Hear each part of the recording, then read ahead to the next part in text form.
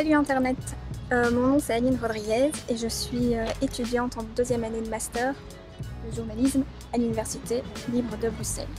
Tout au long de ce vlogumentaire, je vous emmènerai avec moi à la rencontre de blogueurs belges, mais aussi d'experts qui vont pouvoir nous éclairer un peu plus sur la question du vlogging.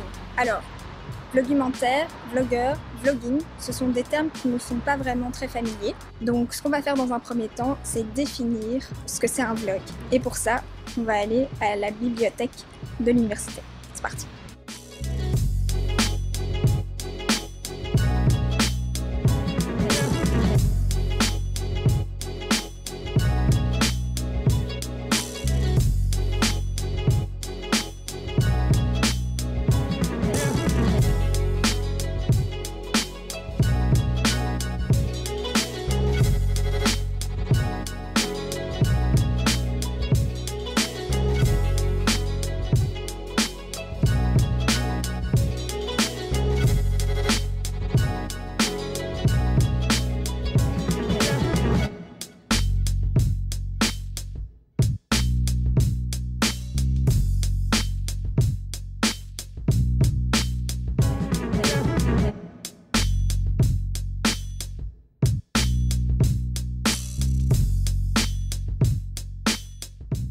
Bon, après avoir épluché toutes les éditions du Larousse, du Robert, dans les dictionnaires francophones, nous n'avons pas de terme vlog. Il n'est pas encore rentré dans les dictionnaires francophones. On a le terme blog, mais on n'a pas le terme vlog. Côté des dictionnaires anglophones, par contre, la donne est différente. On a une définition, mais qui reste très limitée. Le vlog est considéré comme un blog possédant du contenu vidéo. Une définition qui reste encore aujourd'hui très limitée parce que le vlog aujourd'hui ne se résume pas qu'à ça, bien qu'il tire son origine du terme blog. Mais alors, qu'est-ce qu'un vlog? Le vlogging, ou encore un vlogueur ou une vlogueuse? Le terme d'origine anglo-saxonne est une contraction des mots vidéo et blog, qui est lui-même une contraction des termes web et log, signifiant journal de bord en anglais. Ainsi, le vlog est un journal personnel sous forme de vidéo. Il est généralement diffusé de façon publique ou privée sur des plateformes d'hébergement de vidéos en ligne, telles que YouTube. Créé en 2005 par 3 anciens employés de PayPal et racheté un an plus tard par le célèbre moteur de recherche Google, la plateforme n'a cessé de gagner en popularité depuis. En 2010, ce sont plus d'1 million de vidéos qui ont été visionnées chaque jour sur YouTube, et environ 79% de ces vidéos étaient du contenu généré par les utilisateurs. La plateforme est aujourd'hui le 2e site le plus visité au monde, après Google. Bien que le vlogging ne soit pas exclusif au site YouTube, les vlogs en font partie intégrante. La première vidéo publiée sur le site n'était autre qu'un vlog réalisé par l'un des créateurs, Jawed Karim. Une vidéo durant laquelle ce dernier se filme l'espace de quelques secondes au zoo.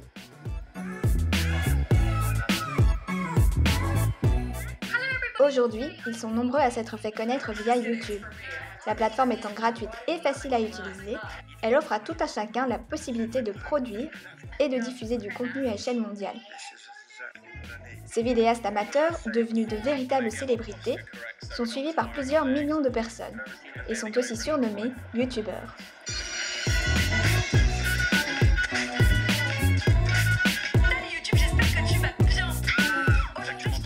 Ces vidéos reposent souvent sur le même principe. Les vlogueurs se mettent en scène et partagent leurs opinions, leurs intérêts et leurs conseils sur des sujets variés. Le vlog peut être ainsi d'actualité, de divertissement ou encore pédagogique. Une pratique qui met donc l'individu au centre.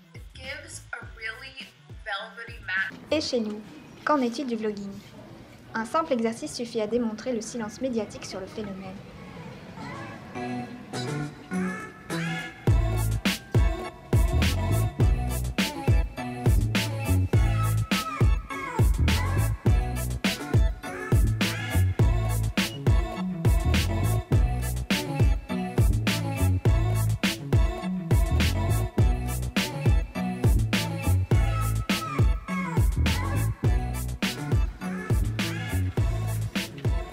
Alors voilà, le seul magazine que j'ai trouvé, c'est celui-ci. C'est une youtubeuse qui l'a créé. Donc voilà. Malgré sa popularité grandissante, le vlogging est souvent incompris et assimilé au narcissisme. Je me suis donc lancée à la recherche de ces dits narcissiques afin de savoir ce qui les motive à se filmer au quotidien et de comprendre ce nouveau médium.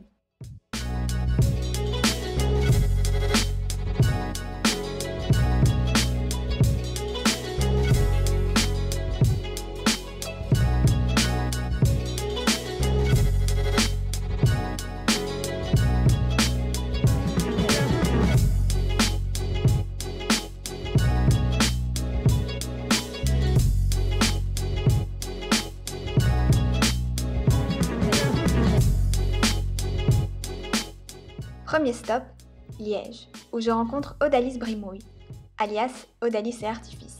Depuis combien de temps tu connais les vlogs? Il y a 4 ans parce que j'ai commencé à m'intéresser à tout ce qui était blog mode. Puis ça m'a mené à YouTube parce que je suis tombée sur des filles qui avaient des blogs et qui avaient aussi des chaînes YouTube. Donc pour en avoir à chaque fois un peu plus, j'allais sur leur chaîne YouTube et puis j'ai découvert les vlogs comme ça. En fait, j'avais pas vraiment... YouTube pour moi dans ma tête c'était vraiment quelque chose de négatif. C'était vraiment, j'avais l'impression que... Bon, ça va être méchant mais un peu que... Les paumés de mon entourage traînaient sur YouTube pour regarder des petites vidéos rigolotes qui faisaient le buzz et pour moi c'était complètement sans intérêt. Et c'est vraiment seulement quand j'ai découvert les blogs et puis en voyant qu'il y avait des chaînes YouTube liées que je me suis dit qu'il n'y avait pas que ça. Il y a 2 ans, Odalis a décidé de créer sa propre chaîne YouTube. À ses débuts, elle y poste régulièrement des vidéos de tutoriels maquillage, appelées aussi tuto make-up.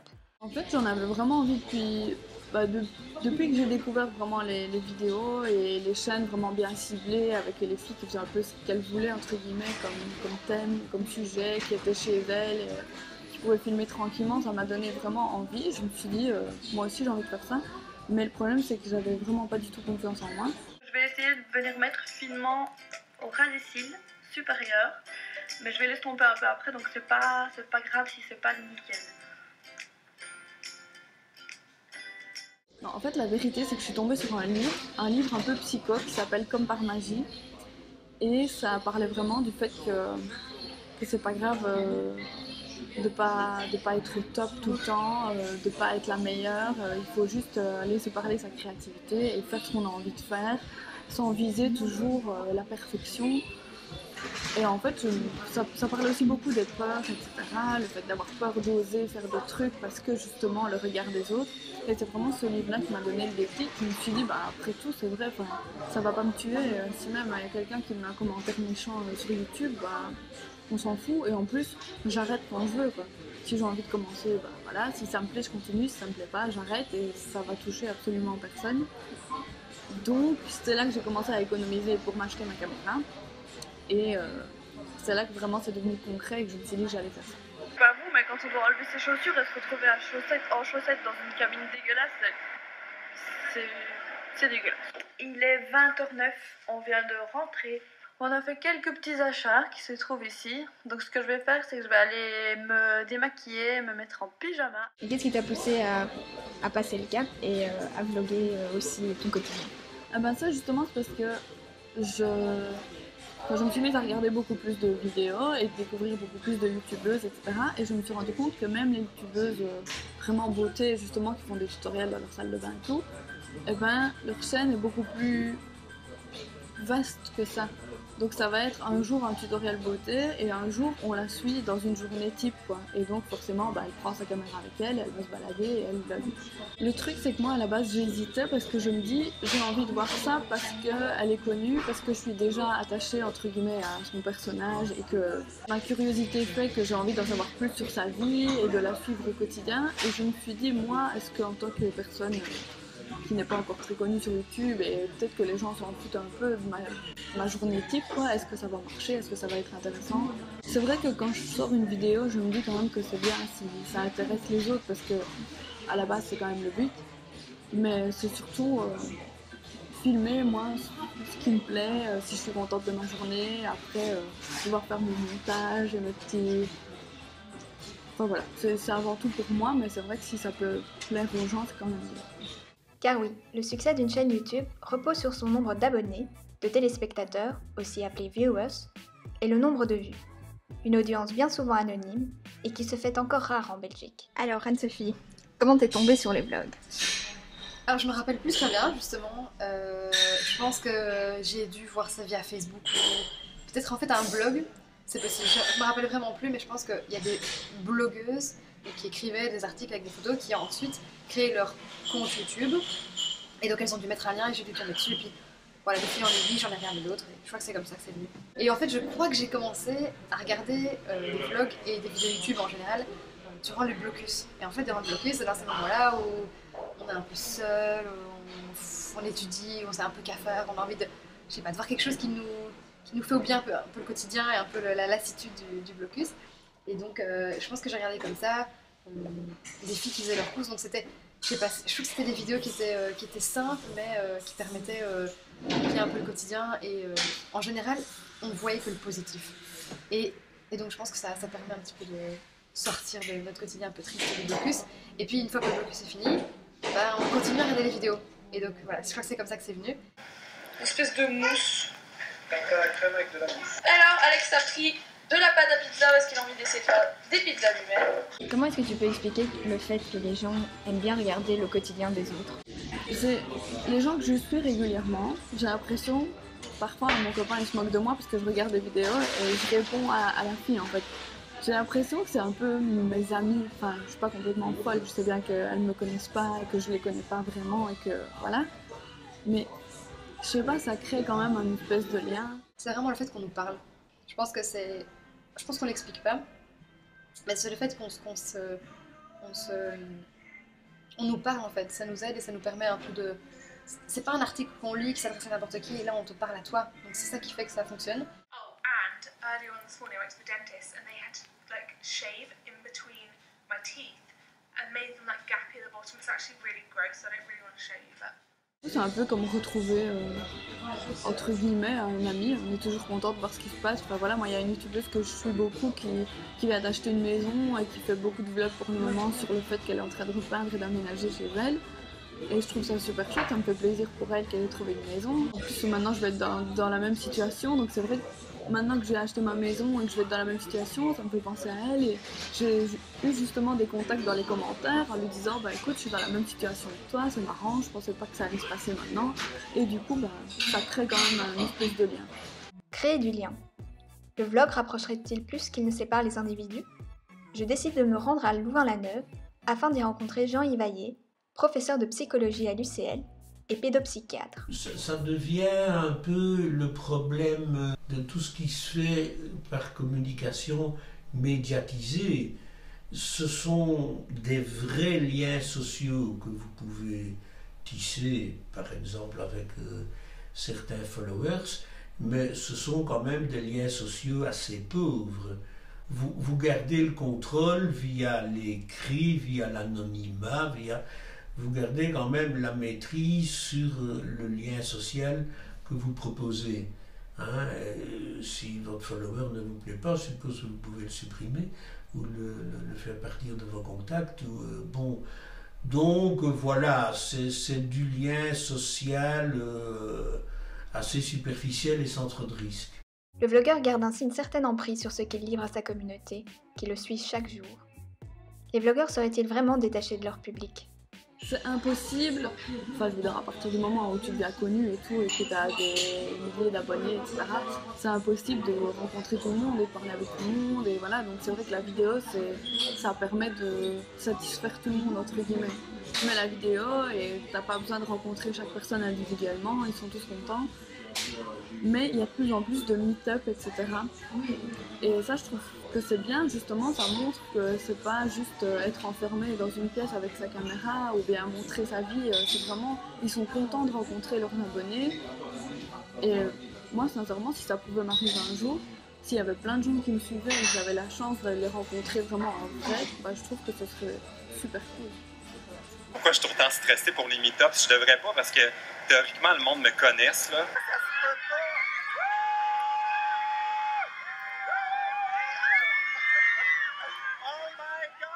Le succès de ces vidéastes attire rapidement l'attention de nombreuses marques. Les plus célèbres détiennent une influence importante sur leur communauté. Ils sont aujourd'hui plus d'1 million de créateurs de contenu à recevoir un revenu grâce aux bandeaux publicitaires et au placement de produits. En 2013, la chaîne BBC a mené l'enquête sur les chiffres de cette rémunération. Un vlogueur pourrait gagner jusqu'à 20 000 livres par mois grâce aux bandeaux publicitaires.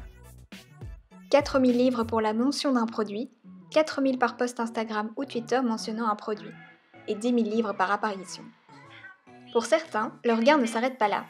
Certains créent des marchandises, écrivent des livres, d'autres encore réalisent des films et se voient offrir des posts sur des grandes chaînes télévisuelles, créant ainsi une véritable marque à travers leur chaîne YouTube.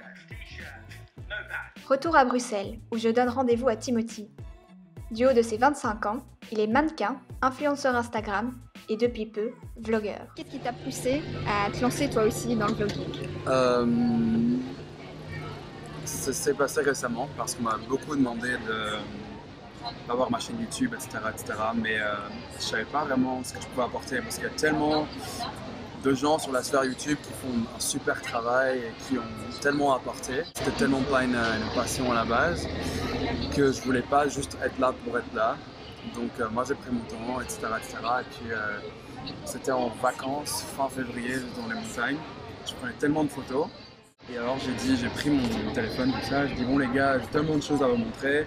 Je trouverai un moment pour le faire, mais je ferai une vidéo même parce qu'il y a trop de trucs. Mais pour poster une vidéo, il me faut une plateforme. Quelle plateforme vidéo? Bah, c'est YouTube. Les gars, je vous annonce, je fais une chaîne YouTube. Boum. Et j'avais pas de retour en arrière. Et ça m'a pris un mois pour tout mettre en place. Et depuis fin mars, je suis sur YouTube.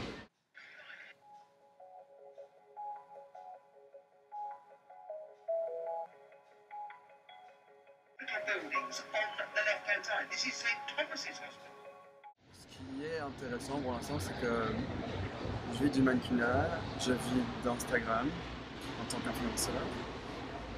Et pour l'instant, je ne vis pas du vlog. C'est une exportation de ma plateforme, on va dire, vers YouTube, on va voir comment ça se passe. Après, si j'avais des revenus de vlog, ce serait pas vraiment différent des revenus que j'ai d'influenceur parce que maintenant je sais comment ça marche, etc. Et on m'embauche pour ça. Donc avoir des revenus, une plateforme, voyager grâce à une plateforme, je l'ai déjà. Donc voilà, je pense que c'est quelque chose que je connais et qui me dérangerait pas du tout, bien sûr. Mais me dire que voilà, je m'enferme qu'en faisant une seule chose, ça non, ça sera jamais propre à moi. C'est simple de se lancer, mais après, est-ce que ça marche suffisamment que pour gagner sa vie? Enfin, voilà, moi je suis vraiment au tout début et c'est clair que je pense pas que je gagnerai ma vie avec ça un jour, je sais pas du tout. Mais en tout cas, si ça arrive, ce sera à mon avis vraiment dans des années. Donc je peux pas me dire ouais, je vais devenir youtubeuse, je claque tout, j'arrête de travailler, je me concentre sur mes vidéos et ça devient mon boulot. Ou alors il faut vraiment avoir un autre projet à côté complémentaire, quoi. Mais là, c'est pas possible d'arrêter tout de suite uniquement pour faire de la vidéo YouTube, je pense. Une partie de ces émissions perdent de leur gratuité et donc l'argent s'en mêle. Alors l'argent s'en mêle, soit les gens qui jouent vous bazardent, font du placement de produits pendant leur show, soit encore parce qu'ils finissent par être payés tellement ils ont de followers et que des agences de publicité mettent de manteaux publicitaires, ou en tout cas font entrer de la publicité dans leur production. Ce mélange, si vous voulez, de soi-disant vivre spontanément, mais quand même faire de la pub pendant qu'on vit, personnellement je trouve ça assez faux, assez écœurant, et au niveau des valeurs d'authenticité, de spontanéité, moi, je crois pas que c'est possible. Alors on est vraiment dans le faux, dans le fake, et je comprends pas alors comment on peut aller regarder ça. On peut toujours se demander, tiens, est-ce que quand il parle de tel ou tel produit, que ce soit un produit genre un téléphone ou un appareil électronique, ou du maquillage ou n'importe quoi d'autre, on peut toujours se demander est-ce qu'ils sont sincères. Est-ce que le produit, ils l'utilisent sincèrement, est-ce qu'ils l'aiment vraiment, ou est-ce qu'ils le font parce que la marque leur envoie le produit, qu'ils vont te payer pour ça. Donc là, il faut faire attention, je pense, d'être attentif et de ne pas se laisser embobiner, je pense. Le vlogging serait-il le produit d'une génération aujourd'hui devenue hyper connectée, une pratique qui prônerait le narcissisme en mettant l'individu au centre de sa production, construisant ainsi une marque autour de son image? C'est un produit typique de gens, d'abord, qui en effet sont très connectés, se servent de leur connexion pour gérer des kilos de problèmes, d'information, d'organisation de la vie, mais aussi de relations sociales, de communication. Donc bien sûr que c'est des gens hyper connectés, mais vraiment c'est l'image. On aime bien regarder, on nourrit sa vie en regardant, en jouant avec les images, en les modifiant, en les stockant, Et ça c'est pour ceux qui reçoivent et pour ceux qui montrent, qui offrent. On aime aussi beaucoup offrir toutes sortes d'images. Mais c'est pas nécessairement je dirais bien que c'est comme ça qu'on se présente, et c'est pas nécessairement pour choquer, pour se mettre en super évidence, pour déranger, comme on voit ça chez les vrais exhibitionnistes. Après, bon, il y a des narcissiques partout, hein, on va pas se mentir. Voilà, il y en a qui font ça, des narcissistes. Mais par exemple, si tu prends le temps d'écouter ma démarche ou des démarches d'autres gens, c'est partager quelque chose, emmener les gens avec toi quelque part, faire rêver un peu, et aussi ouvrir un peu l'esprit de certaines personnes. Parce que ce que je montre par exemple en Israël, c'est quelque chose d'unique parce que c'est quelque chose comme moi je l'ai vu, à un moment donné qui ne reviendra plus jamais. C'est quelque chose que je peux offrir parce que c'est mon point de vue, c'est quelque chose que moi j'ai vu qui m'a frappé à un moment donné. Après ça touche pas, c'est une autre question. Mais après c'est pas moi, c'est pas mon sujet à moi. Moi je découvre un pays et j'avais envie de le montrer. Je voyage Fashion Week, ouais c'est mon histoire parce que c'est mon métier. Mais après ça me permet aussi de montrer ce que c'est vraiment un mannequinat, ce que c'est vraiment un show. Et pas genre les clichés, voilà. Ça te permet de faire une meilleure idée, avoir une meilleure idée sur un pays, sur un métier, sur... etc. Peu importe ce que je montre. Narcissique, je sais pas.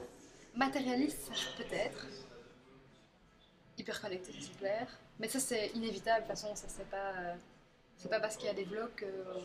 si n'avait pas existé, il y aurait toujours de toute façon eu cette hyper-connectivité. Narcissique, je pense pas. Ça n'a rien de narcissique. C'est pas moi. À part quand je fais un Q&A, une question-réponse, ça me concerne moi parce qu'on me pose des questions tous les jours sur Instagram. Et ces gens-là qui suivent mon parcours sont intéressés de savoir ce que je fais. Mais c'est pas des questions qui me frottent tout le temps. Non, c'est aussi des questions, ouais, tu penses quoi de tel problème, tu penses quoi de ça, qu'est-ce que tu fais en tel moment. Il faut savoir que des gens qui me suivent, ils ont de 10 ans à 50 ans. Et j'ai beaucoup de jeunes qui me posent des questions sur la confiance en soi, etc. Donc c'est important. Eux, ils s'identifient à quelqu'un et ils ont besoin d'être rassurés de certains points, des gens un peu plus âgés qui se disent ok, il y a de l'espoir, la génération qui vient. Ou... It's still sunny.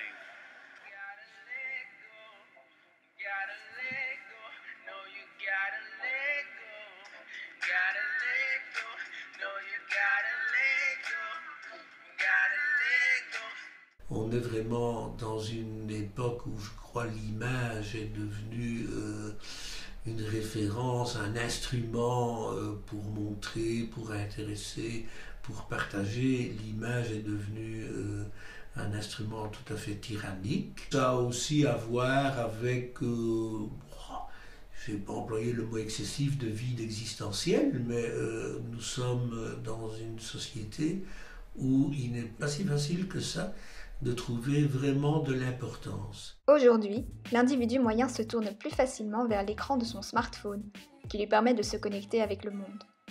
L'audience veut donc avoir le choix, et le vlog devient alors une véritable alternative aux médias mainstream. On dirait que tout se passe vraiment sur YouTube, j'ai l'impression. C'est peut-être... Je crois que c'est quand même un peu faussé par moi qui suis en plein dedans, parce que forcément je suis en plein dedans, j'adore ça, donc je regarde tout le temps. C'est vrai que j'ai des amis qui sont un peu moins touchés, mais il faut dire ce qui est, c'est vraiment propre à notre génération. Je connais plus une seule personne qui n'a pas un smartphone, quoi. Donc smartphone, ça permet d'aller sur internet, ça permet pas juste de téléphoner, ça permet de faire plein de trucs. Donc, moi je vais beaucoup plus me tourner vers l'ordinateur, vers internet, parce que je peux en plus choisir moi-même ce que je vais regarder. Alors qu'à la télé, on va vite se légumer et regarder ce qu'il y a comme ci, comme ça. Non. Et les futilités, moi je passe quoi. Donc je pense qu'on se dirige vers une société qui va sur internet et qui ne regarde plus tellement la télévision. Fonctionnant sur des modes similaires aux émissions de divertissement, telles que la télé-réalité, certains vlogs dévoilent le quotidien d'individus, et parfois de familles entières. Je pense que des gens exposent, on va pas dire le sommet de l'iceberg, c'est peut-être un peu plus, mais ils exposent une partie de leur vie qu'ils estiment pouvoir être visible et pouvoir intéresser d'autres. Même dans les blogs, certains blogs, les gens réfléchissaient à ce qu'ils étaient, racontaient ce qu'ils vivaient. Là, j'ai l'impression qu'ils allaient jusqu'aux 2/3 de l'iceberg. et que des choses plus personnelles étaient quand même mises à la connaissance de tous. Quand tu as commencé à vlogger, est-ce que tu faisais attention aux petits détails que tu filmais, que tu voulais pas, aussi les détails de ta vie que tu voulais pas dévoiler? Est-ce que c'était difficile au début? Le truc, c'est que quand on se filme, forcément, même, j'ai envie de dire, même quand je me filme pas maquillée en pyjama, je fais quand même toujours attention. Je sais que je suis pas maquillée en pyjama, mais si vraiment je suis vraiment pas coiffée du tout, c'est débile, mais je vais quand même essayer d'arranger un minimum mes cheveux juste pour que ça passe, entre guillemets. Et si je sais que mon appart il est pas du tout rangé et qu'il y a des trucs qui traînent partout, ben si je sais que je vais filmer dans cet angle-là, je vais quand même essayer de déblayer un petit peu cette partie-là. Donc dans un sens c'est un peu faussé, mais c'est vrai que c'est quand même son image qui est diffusée publiquement et j'ai pas envie non plus de passer pour une grosse dégueulasse qui laisse tout traîner. Et donc tu vois, tu fais quand même l'air de rien attention à certains détails. Là, je vais emballer le cadeau pour ma, comment on dit, belle-sœur. Quelqu'un comme Tisseron, qui a beaucoup travaillé les questions d'Internet, avait d'ailleurs trouvé le concept d'extimité, c'est-à-dire que l'intimité était exposée. Mais ça, c'était, me semble-t-il, plus dans les blogs et choses du genre, tandis qu'ici, dans les vlogs, je fais le pari qu'on est souvent du côté, oui, d'une vérité de la vie, mais qui est plus superficielle. J'ai vraiment expliqué de quoi ça était parti, que j'avais atteint un certain niveau sur Instagram, mais j'avais peur de m'enfermer dans une sorte d'image parce que Instagram c'est des photos filtrées, des belles photos, les meilleurs moments de notre journée. T'as que les highlights de ta vie, etc. Et moi ça commençait un peu à m'étouffer s'il y avait que ça. C'est pour ça que j'ai voulu aussi montrer que voilà, ouais, je suis mannequin, je vois des belles choses, je mange des belles choses.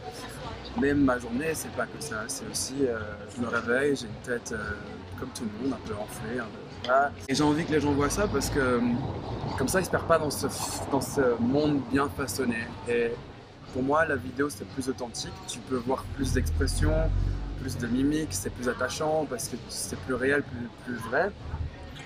Et ouais, du coup, c'est ça que je voulais faire passer avec ces vlogs-là parce qu'au moins, là, tu as une meilleure idée parce que tu me vois en action. Et donc, je pense que ma famille a compris ça. Et à mon avis, ils sont plus à l'aise avec moi qui vlog parce qu'ils voient plus le team qu'ils connaissent que sur des photos où je pose, où je suis figé et qu'ils se disent ouais, bon, c'est pas le team qu'on connaît, qui rigole tout le temps, qui. Enfin, ouais. Let's go to Nevat Sedek.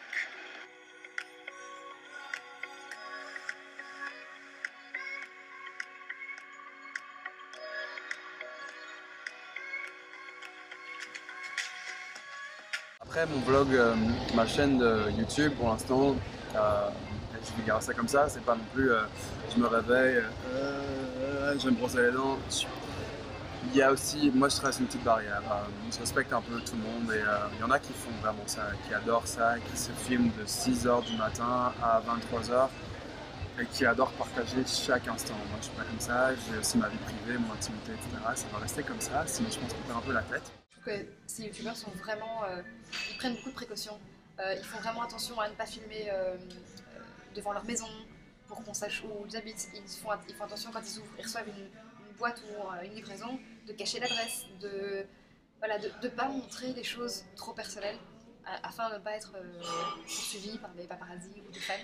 Donc je pense qu'il y a toujours un risque, mais après les choses qu'ils font, franchement, il n'y a rien de choquant ou de désagréable, ce sont des choses que tout le monde peut faire. Je trouve qu'ils font attention. Donc, il y a des risques évidemment, mais ils font attention. En général, c'est les gens qui s'y connaissent bien. Quand je vais emménager dans une nouvelle maison, j'aimerais bien filmer mon déménagement et mon emménagement, mais je vais toujours devoir faire attention à ça parce que déjà je vis avec quelqu'un, donc ma vie privée, enfin il y a aussi sa vie privée qui entre en jeu, donc il faut que je lui demande toujours son avis et il ne faut pas que que je dépasse les limites, on va dire. Et puis, je vais vouloir filmer ma maison, je vais vouloir filmer mon intérieur, etc. Parce que ça va être nouveau et parce que je suis contente de le partager avec les gens. Mais encore une fois, il va falloir que je fasse attention pour pas qu'on voit où j'habite exactement. Donc, je pense que c'est impossible de ne pas faire attention. S'exposer en ligne peut comporter de nombreux risques pour l'individu. Il peut devenir victime d'harcèlement en ligne ou peut voir des informations privées être dévoilées. Des gens mal intentionnés peuvent faire n'importe quoi, de données d'identification qu'ils auraient saisies. Alors quand c'est pas seulement soi qu'on engage, mais en plus ses enfants, alors raison de plus pour être d'une très grande prudence. À un certain moment, ça devient absurde. Parce que si vous voulez montrer une famille où il y a 3 enfants qui s'appellent Jean, Paul et Marie, vous allez commencer à changer leur prénom.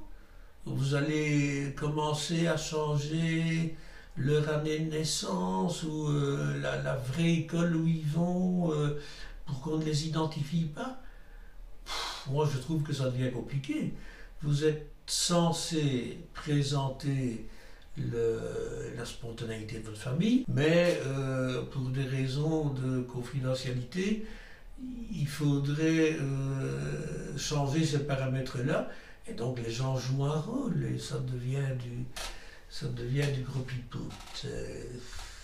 C'est compliqué, je trouve, notamment quand vous engagez des enfants, ça devient très vite très compliqué. Pick up after yourself. You're in trouble. And what do we do at swimming pools? We pee in them. No, we don't. Wait, what do we do? Sure did it.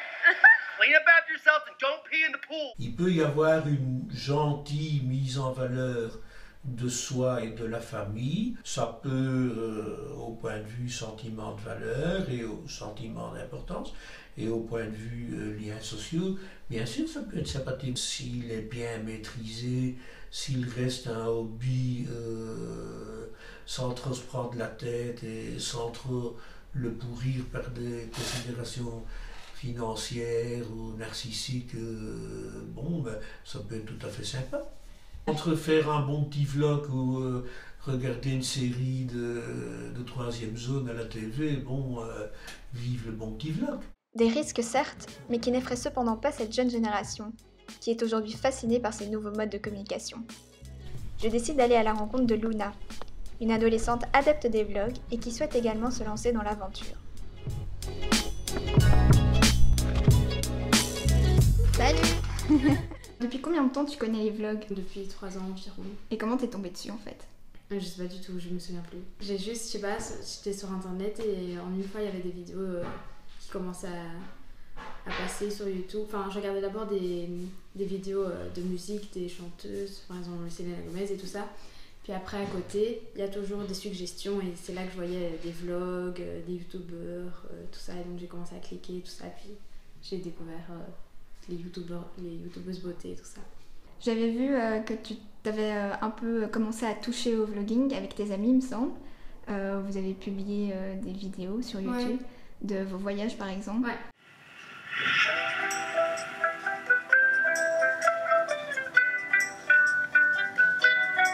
Qu'est-ce qui vous a poussé à vous lancer à votre tour là-dedans? Je sais pas, d'abord on faisait juste des snaps sur Snapchat. Par exemple, moi et une très bonne amie, on se faisait des snaps chaque jour où on montrait ce qu'on faisait, où on disait où on en était dans notre travail, enfin des bêtes trucs, ou quand on allait cuisiner, on montrait ce qu'on cuisinait, enfin je sais pas. C'est juste intéressant de pouvoir un peu documenter sa vie. Et on n'est pas obligé de la partager avec tout le monde, mais si on peut, pourquoi pas. Donc voilà, on s'est lancé, on a fait un voyage de classe et donc on s'est dit on va le filmer, on va faire un montage. Il n'y a pas vraiment un but, c'est juste chouette. C'est juste, je sais pas, c'est chouette de pouvoir faire une vidéo, de pouvoir la monter, puis après de pouvoir la publier. Et si des gens aiment bien, tant mieux. Et si on en a qui n'aiment pas, tant pis, mais voilà.